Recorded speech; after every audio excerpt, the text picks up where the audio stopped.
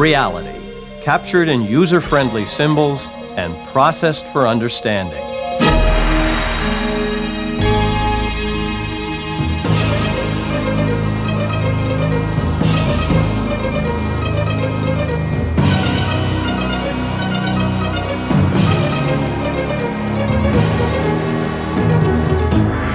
The Idea Channel.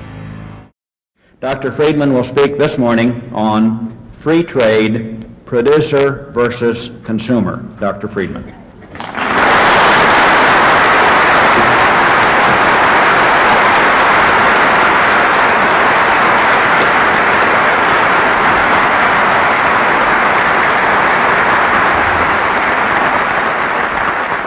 Thank you. There's a standard cliche, which I'm sure you have all heard, that if you have two economists in one room, you are bound to have at least three opinions. The subject I'm going to talk about today, however, is one subject with respect to which that is not true. With respect to the area of international trade, with respect to the question of whether it is desirable for a country to have free trade or to have tariffs and other restrictions on imports and exports, in that particular area, economists have spoken with almost one voice for some 200 years. Ever since the father of modern economics, Adam Smith, published his great book, The Wealth of Nations, in 1776, the same year in which the Declaration of Independence was issued in this country, ever since then, the economics profession has been almost unanimous on the subject of the desirability of free trade. Of course, complete unanimity is hardly ever possible, and every once in a while, there have been some deviations from the straight and narrow path. Almost always, those deviations have reflected not a disagreement with the fundamental message of Adam Smith, not a disagreement that in the good world, free trade would be the best of all possible courses, but they have tended to reflect special circumstances of the time. Perhaps the most famous such deviation was by the most noted, and some would say notorious, of the modern economists, John Maynard Keynes, the English economist who gave his name to the Keynesian Revolution. In 1931, in the course of the Depression, John Maynard Keynes, who had been a free trader all his life, came out in some articles in Britain in favor of departing from free trade and of introducing tariffs. He did so not because he thought that was in and of itself the best policy, but because he thought that the best policy was politically unfeasible. In his view, the right policy for Britain at that time was to go off the gold standard, end a fixed exchange rate, allow the pound sterling to be a free market currency whose price would be determined in the market, as it now is, of course, in a world of floating exchange rates today. But Keynes, an economist, made the political judgment that it was not politically feasible for Britain to go off the gold standard. Tariffs are a step, are an alternative to devaluation.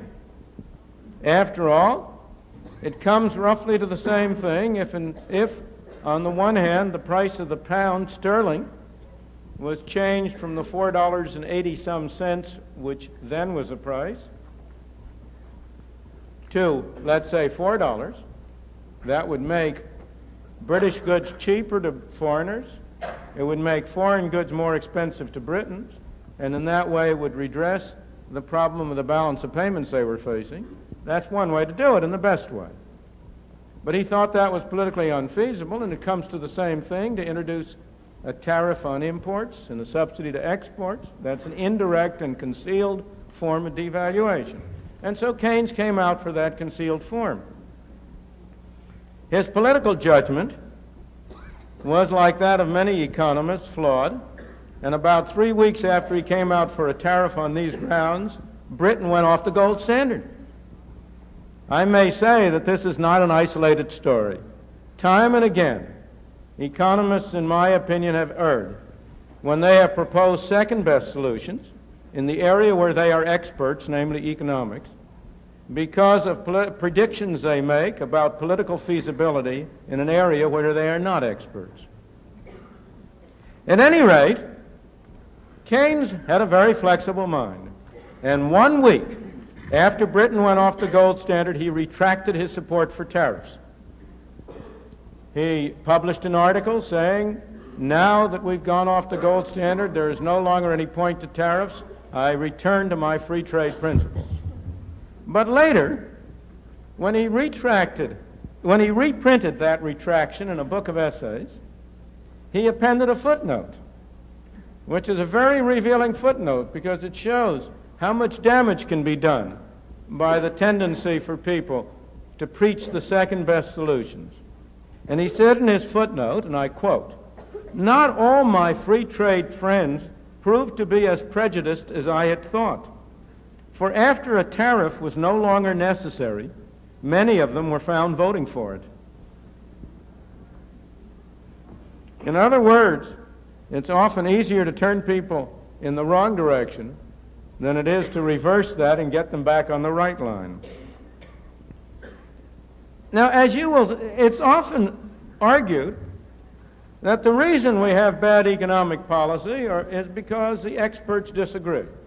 That if only the experts would agree, if only all economists were of the same mind, then we would have an excellent and fine economic policy. The case of free trade and the tariff is a clear counterexample. Here is one case where economists have all agreed, or essentially so. As I say, you have the very minor deviations like Keynes, but very few others. And yet, except for the case of Great Britain, from the repeal of the Corn Laws in 1846 to the First World War, when for nearly a century Britain had complete free trade with no tariffs whatsoever on anything, except for that case, tariffs have been widespread. The United States had tariffs throughout the 19th century. It has had in 1929, one of the measures, the infamous Smoot-Hawley tariff bill, which raised tariffs sharply, has been given some of the responsibility for the subsequent difficulties in the United States and the world. Today, we have a widespread move for protection. Pressures from the steel industry, I am sorry to say successful, to have the government take measures to restrict the imports of steel. So-called voluntary agreements to restrict the imports of TV sets from Japan and of textiles from Hong Kong and Korea and I know not where else, and of shoes from Italy.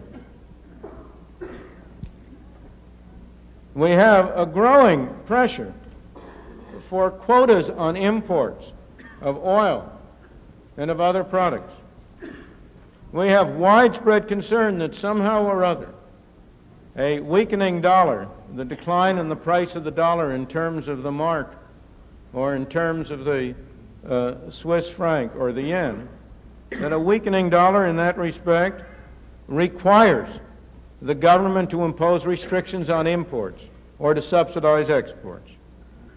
And the interesting question, and the question I want to explore with you today, is why is it that protection, interference with international trade has been so widespread, despite the almost uniform condemnation of such measures by economists?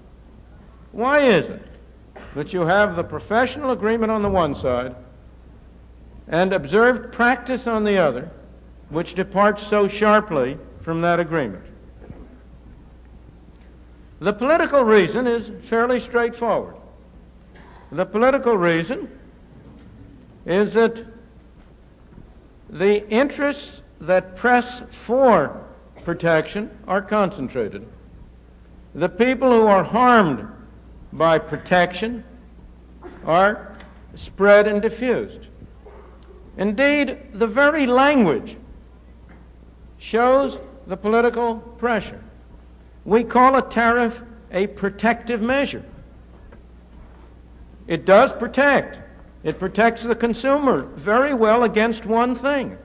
It protects the consumer against low prices.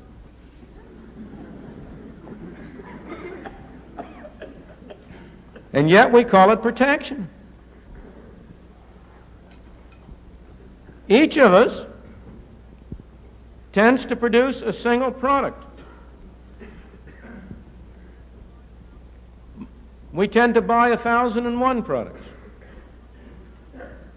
If we impose a tariff on steel or restrict imports of steel in other ways, the people who benefit are visible and clear and available and apparent. They have a very strong interest to press for restraints in that respect. The interest of the rest of us is very diffuse. Each of us will pay a few pennies more. We don't have the same interest to oppose it. If I may take a much more extreme case, which you may think does not come under the heading of protection, but yet does. We have a program of subsidizing the merchant marine, the maritime industry.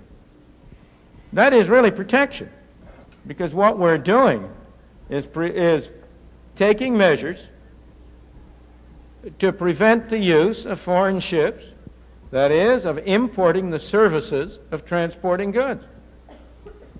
Those measures to benefit the merchant marine through shipbuilding subsidies, through operating subsidies, and so on, involve a total expenditure each year of roughly $600 million. That amounts to about $15,000 per year for each of the 25,000 people who is affected. You may be sure that they have every incentive to spend a lot of money on lobbying, on giving contributions to political candidates and so on to see that continue. But $600 million, the population of 200 million people, that's $3 apiece for each of us. Which one of us is going to go to Washington and lobby our congressman to avoid that extra $3 of taxes? However, while in a superficial level, it's very easy to see why we have had tariffs and other restrictive measures, such as a maritime subsidy, such as the recent import quotas, because producer interest is concentrated and confused interest is diffused, consumer interest is diffused. That alone is not really a fully satisfactory answer. Let me take another example of exactly the same thing. Why have we had price supports of farm products? To take up a subject of special interest here, and where there are special interests here concerned with that. We are all of us special interests. It's only the other fellow who's a special interest. Why have we had farm price supports? It's exactly the same argument.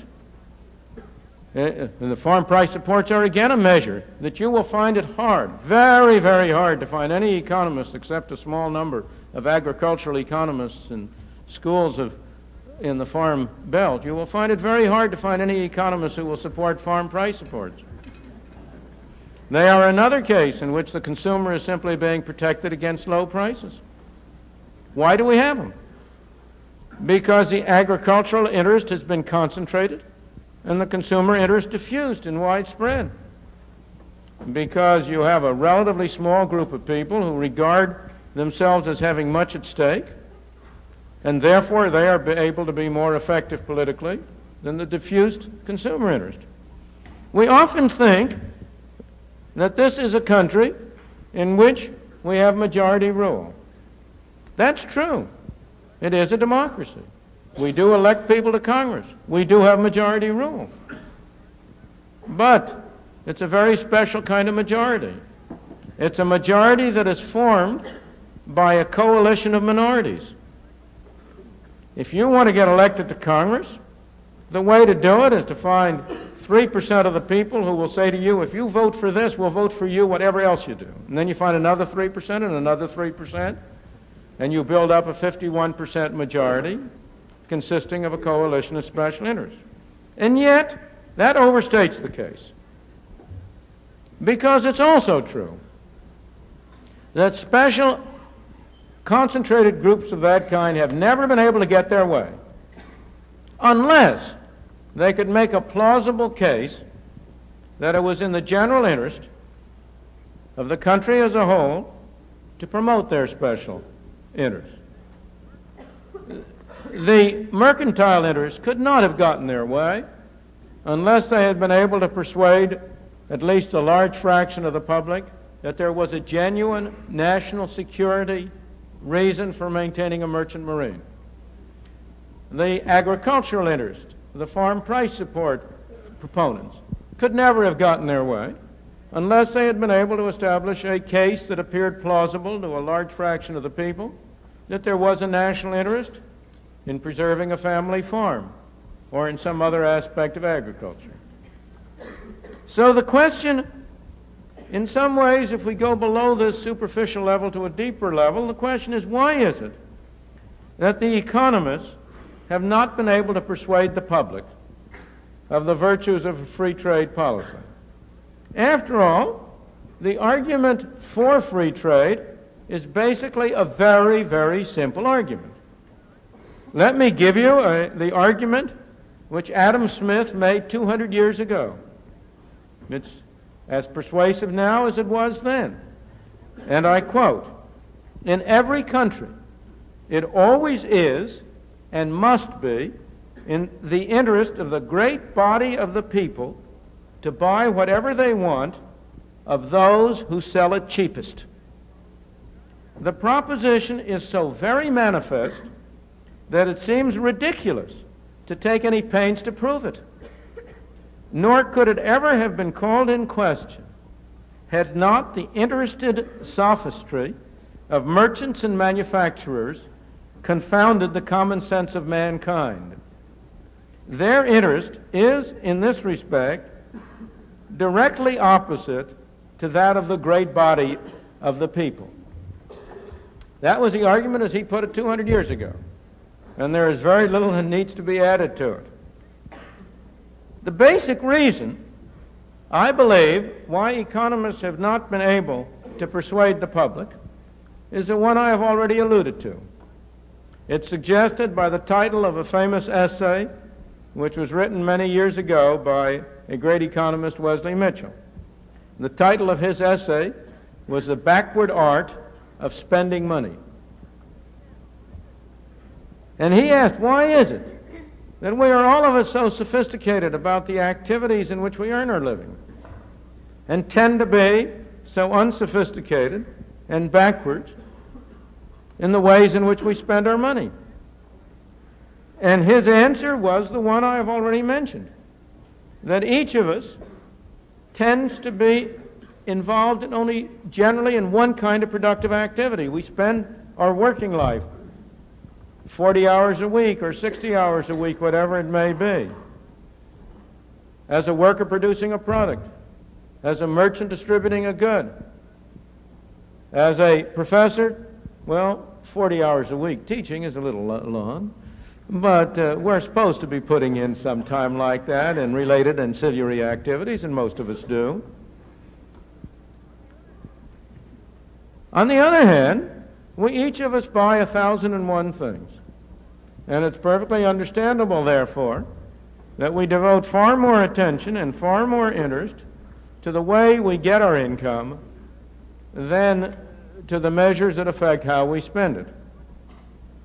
But unfortunately, this backward art of spending money leads to erroneous views in many directions, and not only in the area of the tariff and of protection. For example, Public discourse tends to be carried out in terms of jobs, as if a great objective was to create jobs. Now, that's not our objective at all. There's no problem about creating jobs. You can create any number of jobs in having people dig holes and fill them up again. Do we want jobs like that? No. Jobs are a price. We have to work to live. Whereas if you listen to the terminology, you would think that we live to work. Now, some of us do.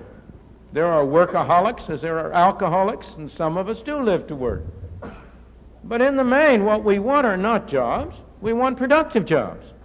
We want jobs which will enable us to produce the goods and services we consume at a minimum expenditure of effort. In a way, the appropriate national objectives is to have the fewest possible jobs. That is to say, the least amount of work for the greatest amount of product. In the international trade area, the language is almost always about how we must export. And what's really good is an industry that produces exports. And if we buy from abroad and import, that's bad. But surely that's just upside down as well. What we send abroad, we can't eat, we can't wear, we can't use for our houses. The goods and services we send abroad are goods and services not available to us. On the other hand, the goods and services we import, they provide us with TV sets we can watch, with automobiles we can drive, with all sorts of nice things for us to use. The gain from foreign trade is what we import. What we export is the cost of getting those imports. And the proper objective for a nation, as Adam Smith put it, is to arrange things so we get as large a volume of imports as possible for as small a volume of exports as possible. This carries over to the terminology we use. I've already referred to the misleading terminology of protection. But when people talk about a favorable balance of trade, what is that term taken to mean? It's taken to mean that we export more than we import. But from the point of view of our well-being, that's an unfavorable balance. That means we're sending out more goods and getting fewer in. Each of you in your private household would know better than that.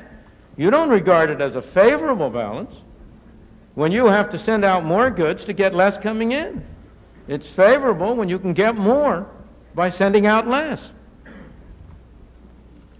This tendency to concentrate on the productive side of our lives and to neglect the side of consumption is reinforced by the fact that even for the productive side of our lives, the visible effects of tariffs are good, the invisible effects of tariffs are bad, even on the productive side. I have already referred to the steel case. It's perfectly clear that if you restrict the imports of steel, there are some workers in the steel industry who will have jobs they otherwise would not have. The beneficial effects for them of a tariff is perfectly clear. But if we import less steel, foreigners earn fewer dollars. They have fewer dollars to spend in this country.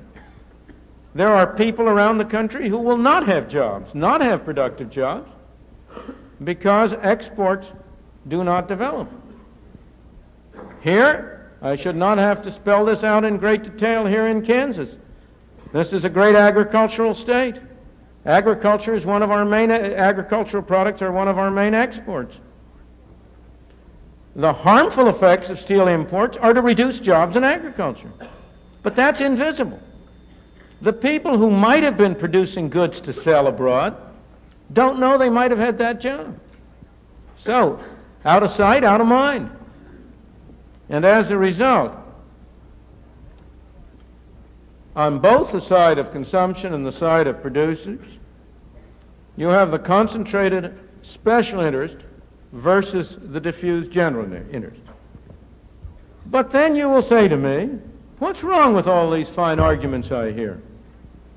What's wrong with the arguments by George Meany at the AFL-CIO convention that the high-wage American workers are being unfairly competed against by the low-wage foreign workers, that we have to protect our American workers and their standard of living from the competition of foreigners in Japan or Korea or somewhere else who are willing to work for much less than the American worker.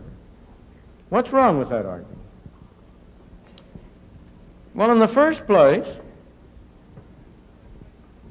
what does a high wage and a low wage mean? The Japanese worker is paid in yen. The American worker is paid in dollars. How do I know how many dollars equals how many yen? Let me go at this a little more indirectly. You can see the fallacy in this argument, I think, most clearly by taking a very, very extreme case. Let's take the most extreme case of all. Let's suppose that at the existing exchange rate, whatever it is, Japan, to take the example which is a favorite whipping boy, Japan could undersell us in everything. That a Japanese can produce whatever you name across the board, from wheat and soybeans to television sets and automobiles, more cheaply than we can. And let's see what would happen. We'd rush to buy them.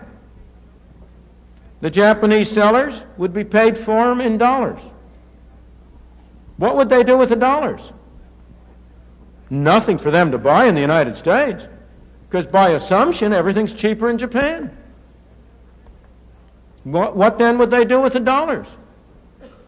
If they would be willing to burn them up or to bury them in the Pacific Ocean, oh, that'd be wonderful. After all, there is no product we can produce more cheaply than green pieces of paper.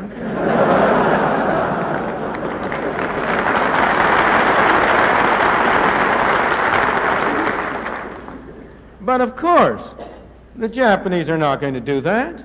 They aren't going to work and produce goods and send them over here in order to get pieces of paper which they're going to burn up. They want to get goods and services. And when they discover that there are no American goods and services that are cheaper than those in Japan, they will say, well, gee, I better convert these dollars back into yen. But who's going to sell them yen? Why would anybody sell them yen? Because here, if I have yen, I can buy the Japanese goods by assumption more cheaply. So nobody would be willing to sell yen.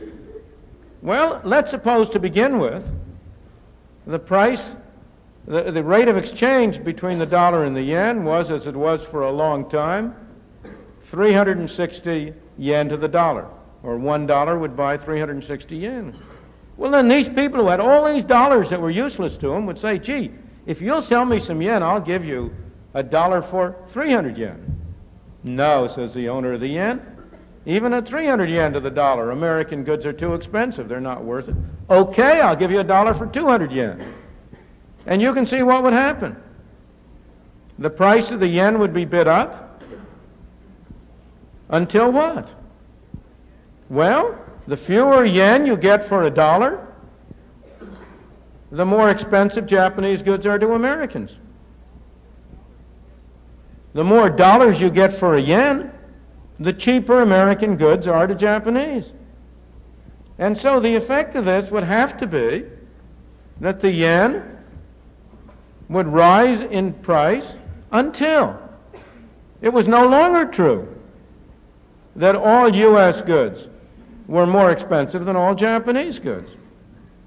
Because as the yen became more expensive, Japanese goods would become more expensive to U.S. citizens in dollars, and American goods would become cheaper to Japanese in yen.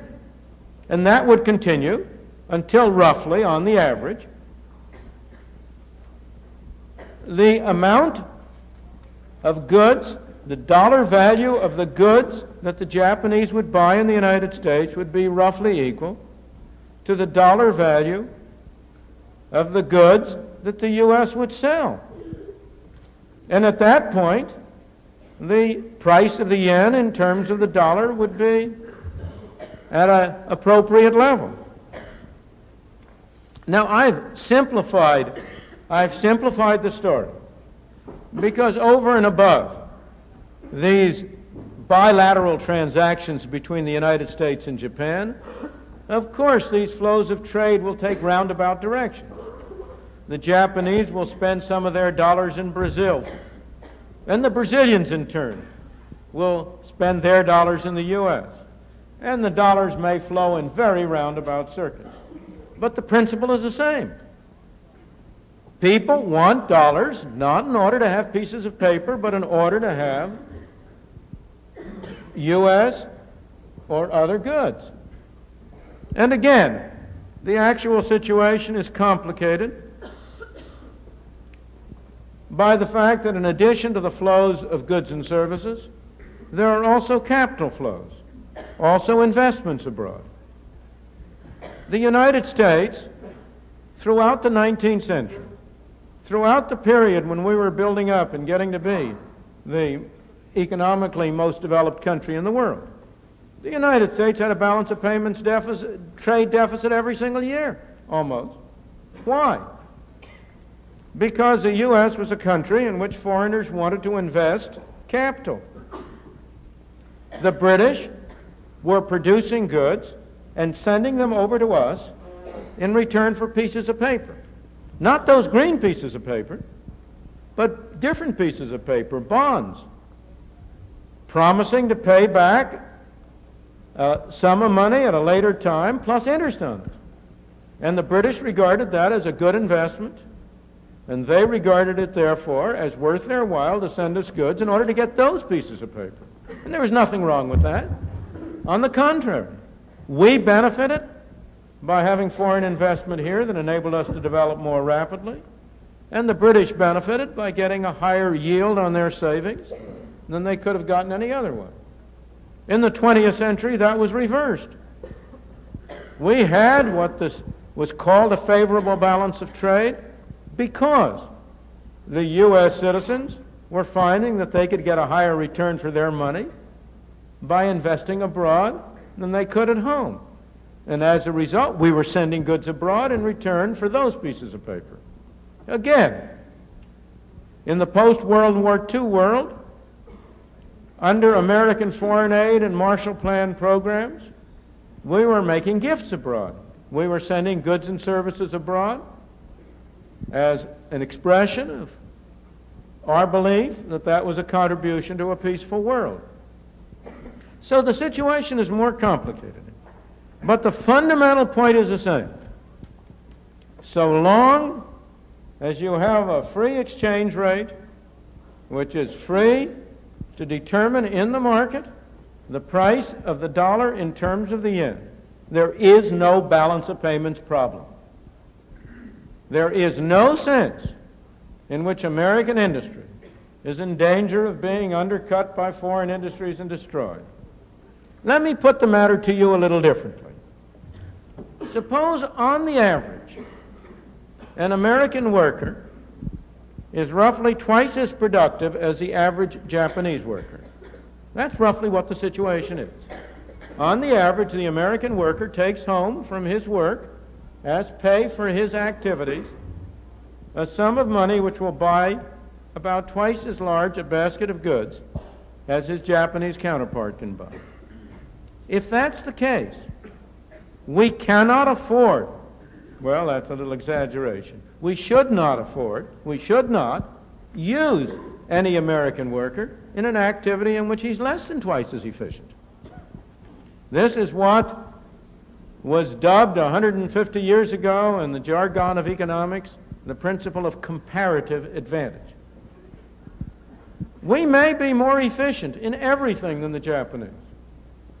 That doesn't mean it pays us to produce everything at home. We should concentrate on our efforts on those activities in which we are the most efficient. Let me put it to you in a simple way, in a domestic illustration. I have a lawyer who's a very good typist. Does that mean he should dispense with his secretary and type his own letters? He may be a better typist than his secretary. But if he's only 1.5 times as good a typist, but 5 times as good a lawyer, both he and his secretary are better off if he concentrates on doing the law and she concentrates on typing the letters. Or, in this day and age, I should say, she concentrates on doing the law and he concentrates on typing the letters. As it happens, I have a daughter who is an attorney, so that's personal as well as general. In the light of all this analysis, let us consider some current issues. Take the case of steel. What about the argument of steel that we need a steel industry for our national defense? Well, you know, there was a famous statement by, I think it was Emerson, that patriotism is the last resort of the scoundrel. I don't want to call the steel people scoundrels. They're not. They're perfectly decent human beings. They're like you and me. And like you and me, they know very well that what's good for them is good for the country. And we're all sincere about that. Nobody, you know, it's the greatest human capacity we have. It's not to reason, but to rationalize.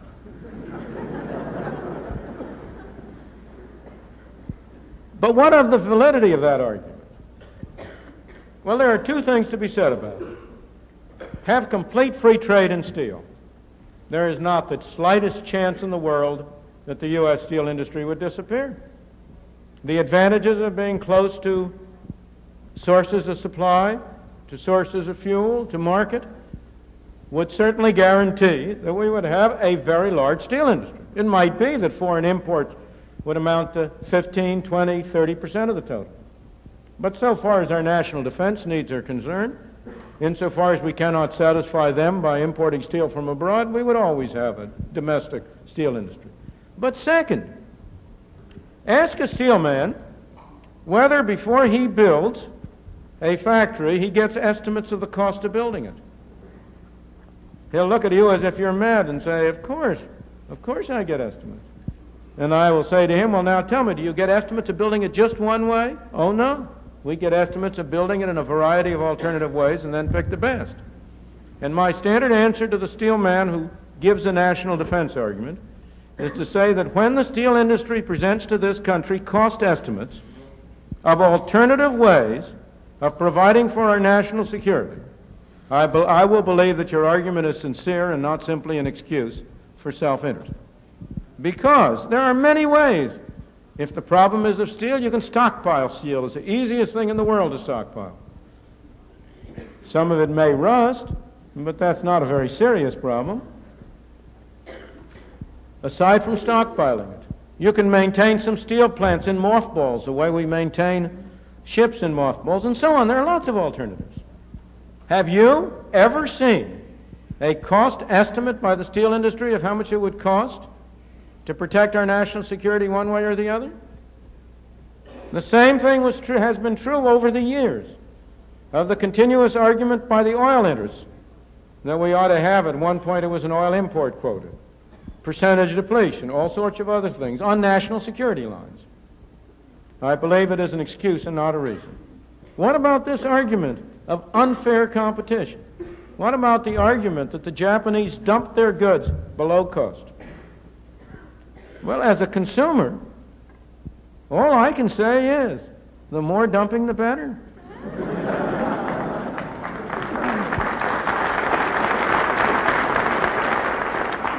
If the Japanese government is so ill-advised as to tax its taxpayers in order to send us at below cost TV sets and other things, why should we, as a nation, refuse reverse foreign aid?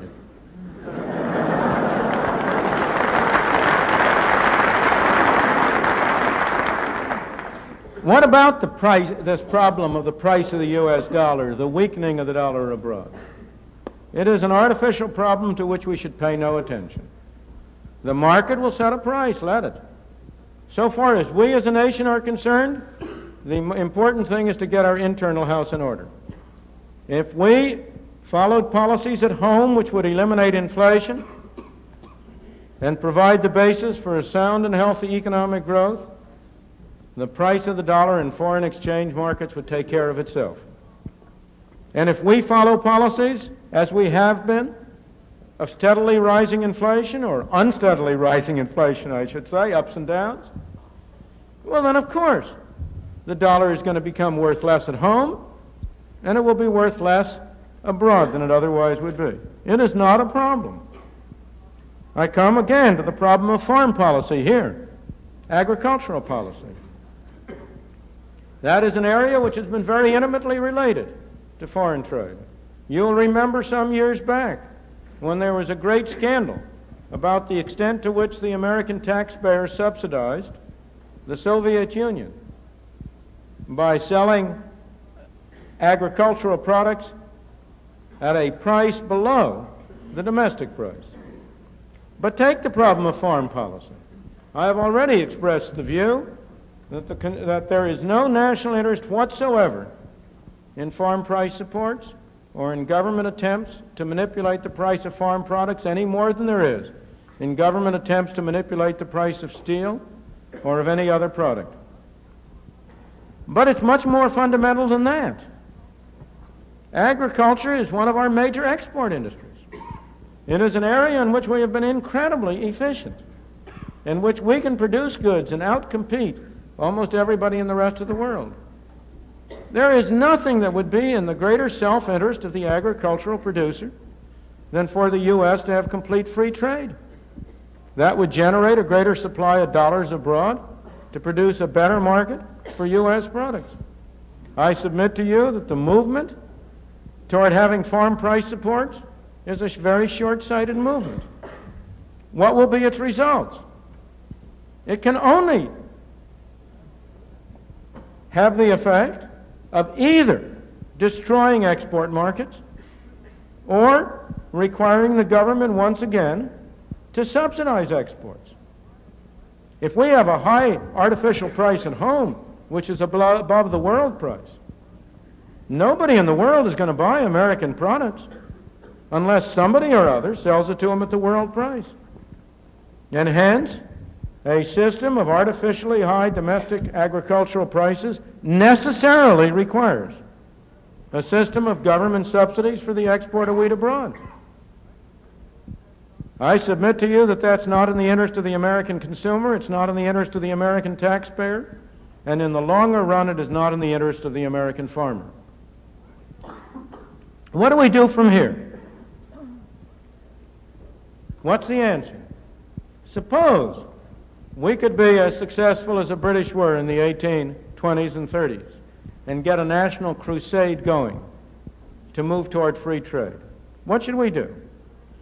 Many people say that what we should do is to try to engage in reciprocal tariff reductions.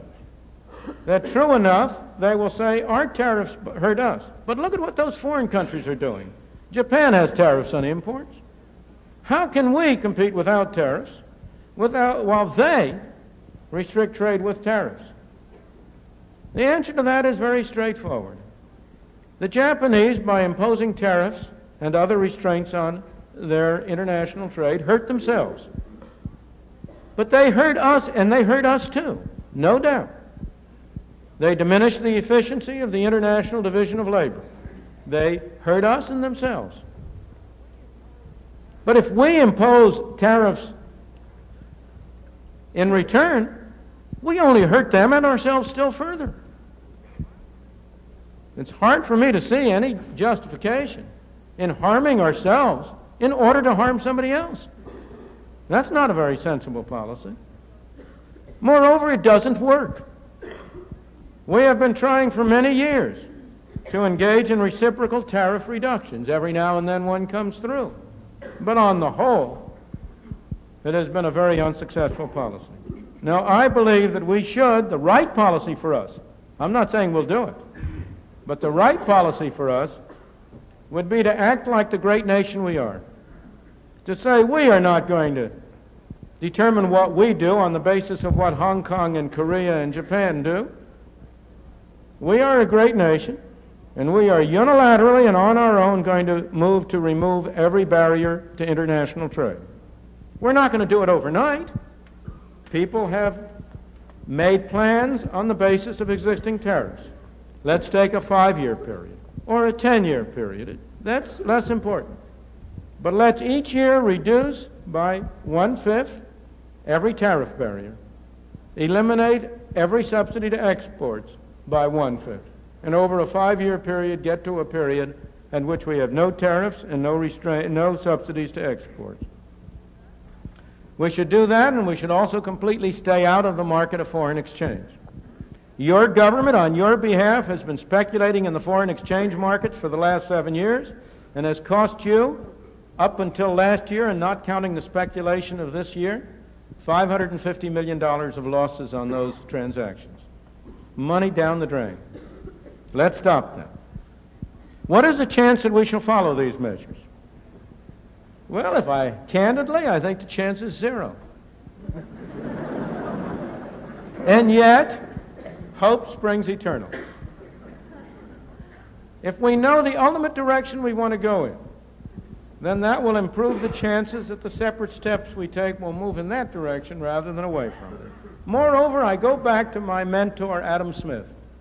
In 1776, when he wrote his great book, The Wealth of Nations, he wrote, and I quote, "To expect indeed that the freedom of trade should ever be restored in Great Britain is as absurd as to expect that an Oceania or Utopia should ever be established in it.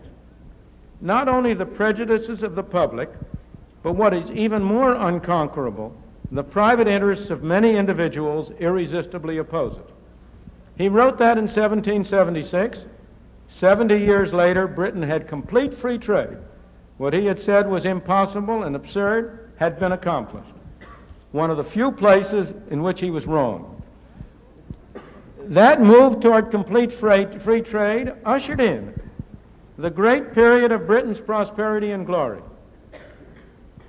And ever since Britain has departed from free trade, she has been declining in prosperity and glory. I don't mean to say that that's the only source of her decline. It certainly is not. But it is not an unimportant source. In the same way, the U.S.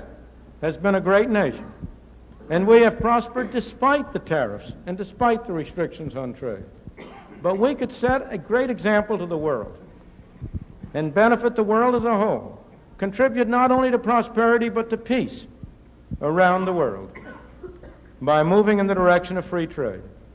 Because once again, go back to the British experience. The century of free trade was also the century of the greatest international peace. Why? Because if you eliminate government from these matters, you enable individuals to deal with one another. If you introduce protection, tariffs, restrictions on trade, they become matters for government-to-government wrangling, and they are an enormous source of division. So in the name of both prosperity and world peace, there are few steps that we could take which would contribute more than a complete move toward free trade. Thank you.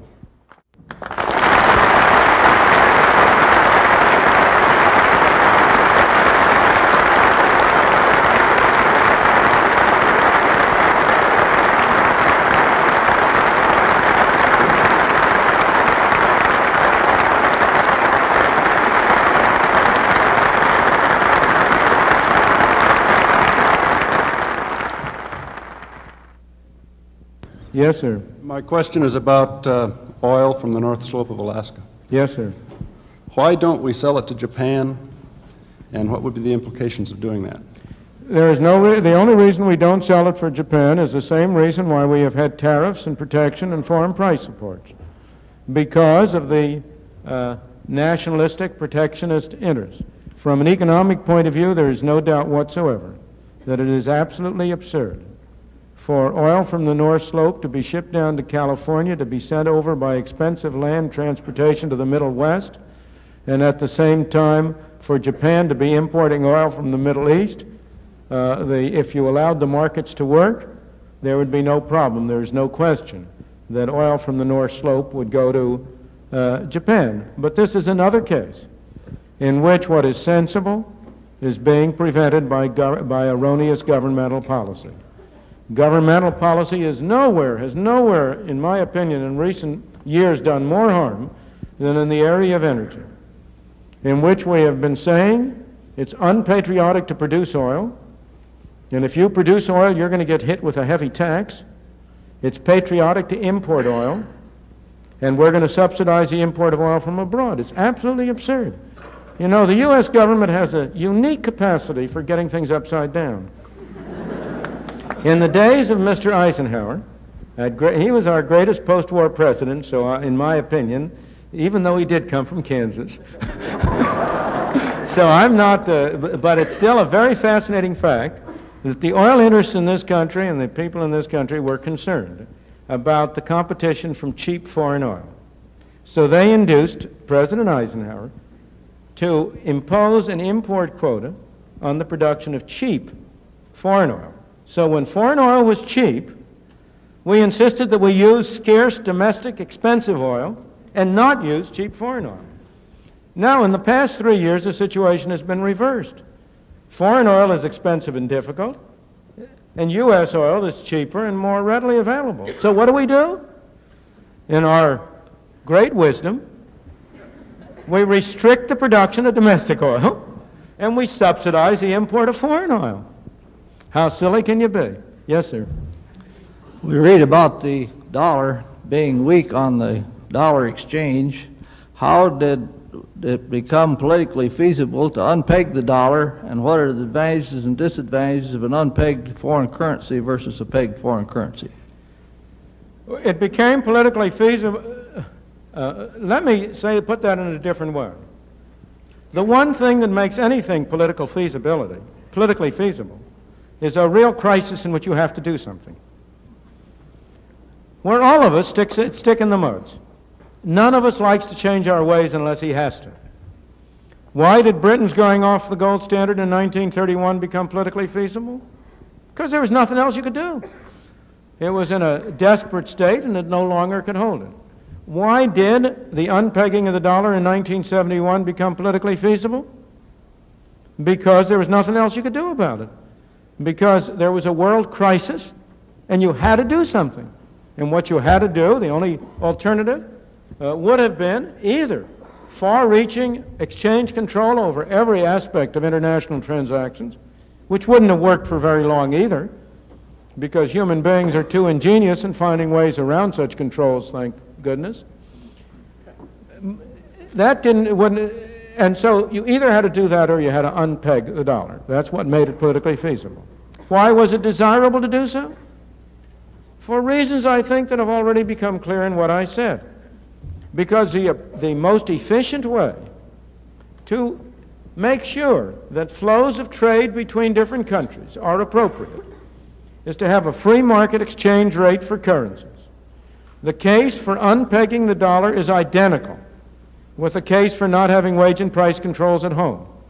There is no difference in principle between freezing the dollar's price, and freezing the price of oil or any other product. Indeed, it's fascinating when you come to political feasibility. When President Nixon on August 15, 1971 unpegged the dollar, he established a free market in the dollar. He simultaneously went in the opposite direction by freezing domestic prices and wages. His left hand did not know what his right hand was doing. Yes, sir. My question was economists have been speculating the issue of reestablishing price and wage controls. I guess you just commented on that. Would you like to elaborate on that a little further? I am afraid that the chances that we shall have price and wage controls are unfortunately not negligible. It is a device that governments have repeatedly resorted to try to cover up the effects of their own policies. It is offered as a cure for inflation. It is not a cure for inflation. It has never been a cure for inflation. It is an alleged cure that is far worse than the disease. because its effect is to repress the symptoms, to repress the consequences of the more basic force. I always say that if you want to analyze wage and price control, the simplest analogy that brings it home is to think of a kettle on your stove in which there's water, and the water is boiling. It's got a cover on it, and the boiling water is threatening to throw the cover off. Now, obvious, sensible thing to do is to turn down the heat under the kettle. Another thing you can do is to take a brick and put it on top of the kettle, and at the same time turn up the heat. That is precisely what President Nixon did in 1971 when he simultaneously put a brick on top of the kettle by freezing prices and wages, and at the same time launched on a more expansive monetary and fiscal policy which turned up the heat under the kettle. And what happened? The lid of the kettle blew up. You held it down for a little while, and then you had a 12%, 13% inflation. That has been the experience every time, not simply over the last 20, 30 years, but for 2,000 years. Emperor Diocletian tried the same thing in Rome 2,000 years ago with identically the same results. So I have nothing but a negative opinion about wage and price controls. Yes, sir. Well, I have seen that the free trade ideal has remained mostly an ideal we are striving for. We have seen that in continental Europe, they are leaving it aside every time some of their economic advantages are involved. I'm very concerned with what happens to the farmer here in Kansas. I've been a long-time resident, and I've been thinking the following. Last year, we exported a lot of grain. It went to Europe, and I think 2/3 went to Russia, to the Soviets. Now, what happened in those countries, in the purchasing countries? They had to pay in their currency about 15% less than what they paid a year before. This was due to the dollar devaluation. By that situation, I figure that the Russians have received a bonus of maybe $1.5 billion, which inflation has paid for. In other words, the American taxpayer. So what would you think, Dr. Friedman, if somebody came up with an innovation, with an idea to establish an offset, an equalization for this bonus of the dollar devaluation to people that buy in Rotterdam, to people that buy in Russia? I think it would be a very bad idea. I would say, Dr. Friedman, it would require no bureaucracy whatsoever. It would be handled by the bank that receives the payment drafts, and then this money could genuinely be given to the farmer, out of whose hide it was taken in the first place. It was not taken out of the hide of the farmer. I beg your pardon. A market is a market.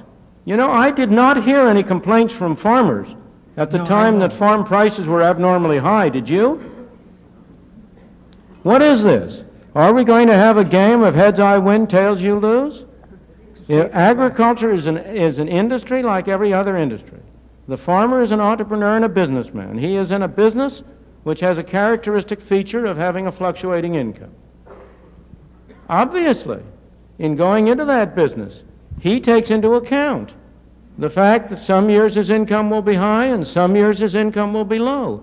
I do not believe it is true, as you say, that anything has been taken out of the hide of the farmer. On the contrary, if we take the experience of the United States over the past 20 years, we have had enormous governmental subsidies to the farmer. Now, the farmer hasn't benefited from that. Let me go slowly. You see, the problem with all of these things like you're describing is that they never have the results that the well-intentioned people who propose them intend to have. What is the effect of spending a lot of money trying to help the farmer? The effect of it is, first of all, to encourage more people to be farmers than otherwise would. Second of all, to make costs of producing agricultural products higher than they otherwise would be, because the counterpart of this is that you take land out of cultivation. It has a lot of side effects which eat up a large fraction of the gain, but that doesn't reduce the cost to the taxpayer. The taxpayer has paid twice. He has paid in the form of higher prices for his food than he need have paid, and he has paid second in the form of the taxes. Now, so far as the Russian case is concerned, I believe you have to be very careful here.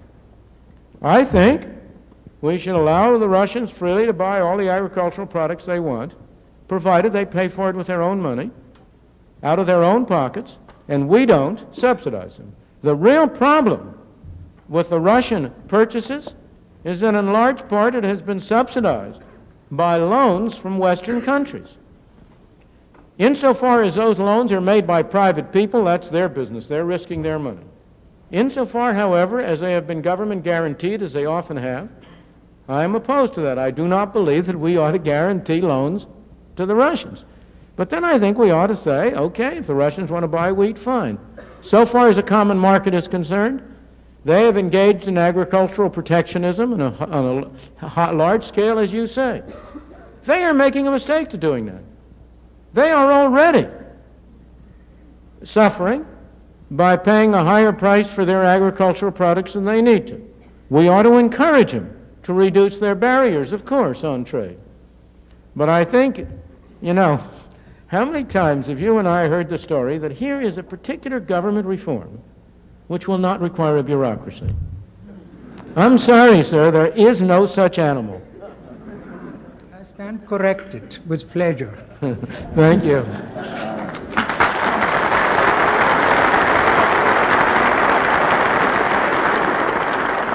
Yes, sir. Dr. Friedman, there are people in agriculture who feel that farm programs work to the disadvantage of the American farmer, but perhaps for a different reason than you cited in the formal portion of your lecture. What would you say to the argument that someone in agriculture may make, that farm price support programs for agriculture are a disadvantage to the farmer because an urban-oriented Congress has learned how to use farm subsidies to increase domestic farm production far and above what the free market itself would have dictated? Well, there are, you're raising, as you realize, an extremely complex question, which does not admit of a one or two sentence answer. I realize, and I did not mean, and I do not mean, to suggest that all farmers or all farm organizations are in the same class. They're not. The Farm Bureau Federation has, over most of its existence, been a staunch supporter of free markets in agriculture. It has, in general, been opposed to the kind of restrictive measures and price supports and so on that have been followed. And I believe that the argument you make is a valid one. This is why I said earlier that although the taxpayer has paid heavy sums, it is not clear that the farmer has benefited. But also it's not clear that the consumer has benefited. Because what we have done in large part over past periods is to dispose of those extra artificially produced surpluses, not by selling them at home at low prices, but by giving them away abroad at low prices. So that it is not, in my opinion, the urban-oriented legislator who has been benefiting his constituents in this way. It's a very complicated question. There is no doubt that resistance to high farm price supports has been increased by the presence of more and more of a larger and larger urban population and a larger representation. See, I think what you're describing is a much more general proposition. Almost every government policy may have short-term benefits to small groups, but in the long run, it tends to help nobody but simply waste the money. And the reason for that, in general, is the kind of thing you're describing here. Because if government is going to give away $1 billion, it pays people to spend $1 billion to get it. Now, the people who get it aren't always the ones who spend the money. Some people are disappointed. They engage in a lottery. They spend money in the hope of getting a government measure which will benefit them, and they lose. Other people win the prizes. but on the average, the group as a whole is likely to lose. Why does it lose? Because in addition to the money that's taken from the taxpayers, a commission is taken off the top by the bureaucrats who collect it and the bureaucrats who distribute it. So you take $1 out of the right-hand pocket of people in order to put 75 cents back in the left-hand pocket. And that's the kind of thing you have in the case of agricultural subsidies, in my opinion. Yes, sir. In a recent interview of U.S. News & World Report, Secretary of the Treasury Blumenthal blamed our current rising inflation in a large part on our foreign trade and unions. He did, however, say that the government was little to blame. Would you like to comment on that? Yes.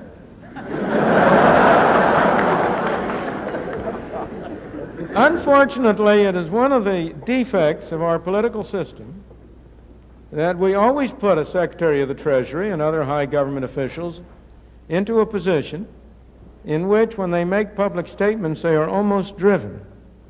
Well, what's the word I want to use? I want to use a polite word, equivocate. Secretary Blumenthal knows as well as you and I do that inflation does not come from trade unions. That doesn't mean that trade unions aren't grasping. Of course they are.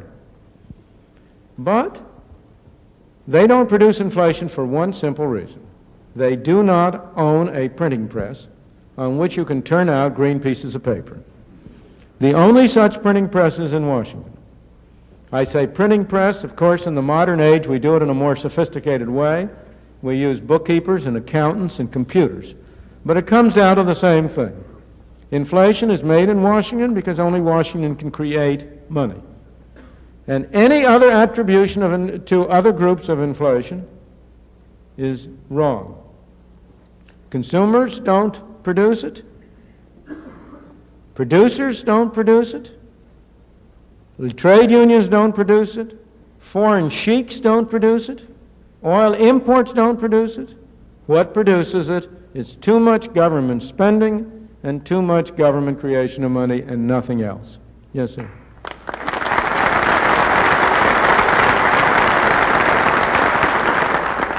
Before you clap, let me point out that the reason why we have too much printed spending and too much printing of money is because you people want it. You and I. We're citizens. We run this country. If Congress has been voting higher and higher spending, why? Because it has been politically profitable for them to do it. If they have been voting higher spending and not voting the higher taxes to pay for it, why? Because it's been politically profitable to do it. We would all like to get something for nothing. And so the political process has been leading to Congress increasing spending, not increasing taxes, and financing the difference by the hidden tax of inflation. I think we are unwise. But let's not blame the others. The problem, you know, in that famous statement of the cartoonist, we have met the enemy and they is us.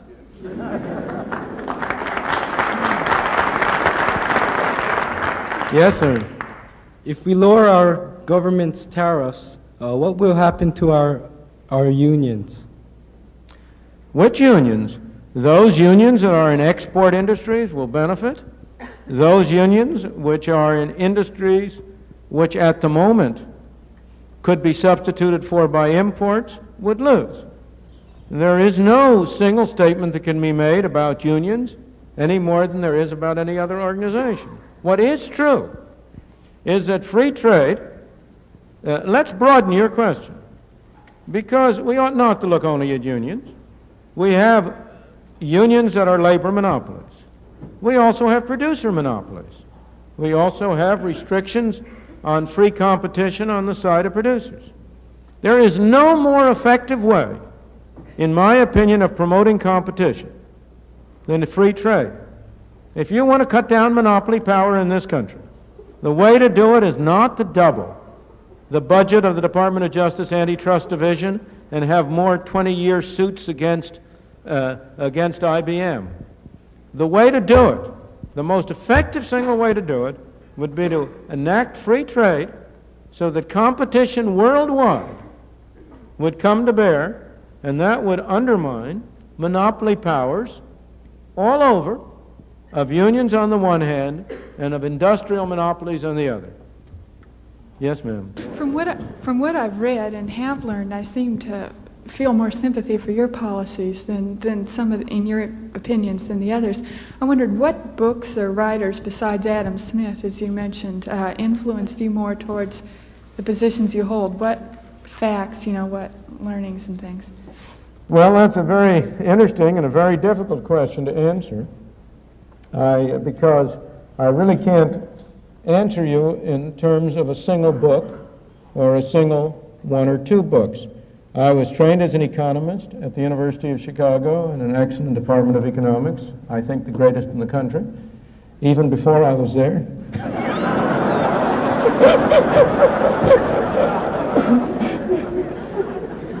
And it's an interesting thing that professional economists in general, in their professional work, are led by a study of the way in which a market operates to be far more sympathetic to the use of the market than are most other groups. The great books in this tradition, after Adam Smith, are, of course, the works of David Ricardo, John Stuart Mill, Alfred Marshall, and coming down to the present day, Frank Knight, Friedrich Hayek, Ludwig von Mises. You have a great series of books, in Britain, Lionel Robbins, John Jukes. It's very hard to name just one or two. I think one of the most important of all the books that influenced a lot of people, myself included, was Friedrich Hayek's book, The Road to Serfdom, published in 1944. And it remains a powerful and compelling book on what I think is not so much in the area of free trade as in the broader problem, the major problem of our time. Yes, sir. In your formal lecture, you mentioned the dollars and the yen and how they should try to equal. How long would this take, and what about the steel worker who is now being laid off? What will happen to this person? Well, in the first place, it takes a very short period of time. The foreign exchange market is a very free and volatile market. With respect to the steel worker that is laid off, that is a problem that should not be related to international trade. We want to have an economy and a society in which you have flexibility, in which people shift from producing one product to producing another if demand changes. If the public at large suddenly decides that they would like to buy one kind of clothing instead of another kind of clothing. If people decide they don't want to have their hair cuts, what should be done about the unemployed barbers? And so on down the line. And the answer, I believe, there is, in the first place, we now have mechanisms, in my opinion, a unduly complex and extensive set of mechanisms to take care of people who are temporarily displaced on this ground. In my opinion, our present mechanisms are unwise, and what we should have from this point of view is a general provision all over to make sure that nobody is in distress. One steel worker may be a real problem, another may have immediate other sources of income which displace it. We ought not to have any program for steel workers. We ought not to have any program for barbers. If we're going to have a program, we ought to have a program to help anybody who is in distress. I've discussed this at some length in connection with proposals for a negative income tax elsewhere, and in my opinion, that would be an effective and ample solution of the problem. Yes, sir. Dr. Freeman, we recently had a guest convocation. I should say that we're going to have to close this off. Let's make this the last question, if we may. I just realized on my watch that we were running overtime. We recently had a guest convocation speaker in the name of Jane Fonda, who spoke to an overcapacity and, I might say, enthusiastic crowd regarding the fear of big business in influencing government decisions and running the world virtually. And I would say that she influenced a lot of people here, and although her speech might have been alarmist, there seemed to be quite a bit of credibility to it. Could you have some comment as far as what you feel? Sure. There's a great deal of merit in the position she was taking. One of the reasons, you must distinguish sharply between being pro-free enterprise, which I am, and being pro-business, which I am not. Those are two different things. The reason I am pro-free enterprise, the reason I am for a free market on a political level, is primarily because I believe the problem in this world is to avoid a concentration of power, to have a dispersal of power. That unless we have a dispersal of power, we will not be able to maintain a free society. Now, Jane Fonda is right, that if we have a system under which government is in a position to give large and does give large favors, it's human nature for people to try to get those favors. Whether those people are large enterprises such as the oil industry or the automobile industry or the steel industry, or whether they are small people like the farmers who are driving tractors around Washington, or whether they are representatives of other special groups. And in my opinion, the only way you can prevent that and make sure that businesses operate in the public interest is to force them to engage in competition one with the other. So that she is right insofar as she says there is a great danger of having large, small, and in-between corporations exert undue influence on government. Where people like Jane Fonda go wrong is in not recognizing what the answer is. They think that the cure to big government is to have bigger government, except with them running it instead of the people who now run it.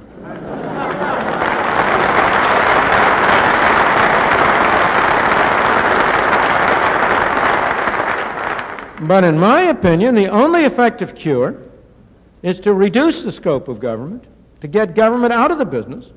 If government is prohibited from engaging in activities which can benefit special groups, then those special groups will not have any incentive to go to Washington. For example, to dream an ideal. Suppose we could have a constitutional amendment prohibiting Congress from making any laws imposing tariffs. Well, there would be a lot of lobbyists in Washington who would lose their jobs overnight. That would reduce the incentive for corporations to try to affect government, and similarly down the line. So we must separate diagnosis and problem from cure. And I believe that that's the area in which she is likely to mislead the public. I want to say one more thing. If you've got a choice between big government and big business, there's one important difference. No big business, whether it be General Motors or U.S. Steel or any other, can get $1 from you unless you voluntarily pay it off and think you're getting your dollar's worth in return. General Motors cannot send a policeman to take money out of your pocket. It can only get money from you insofar as it can produce a product that you think worth buying. It may indirectly get money out of your pocket by operating on government to impose tariffs on foreign cars. That's why we oughtn't to do that. But in the market, no business, however big, can get money from you except by providing you with something you value in return. That's hardly the case with government. Big government can send a policeman and take money out of your pocket, whether you believe you're getting your money's worth or not. That's an enormous difference. It's a difference between freedom and coercion, and it's a difference that we can only maintain if we keep down the size and scope and role of government. Thank you.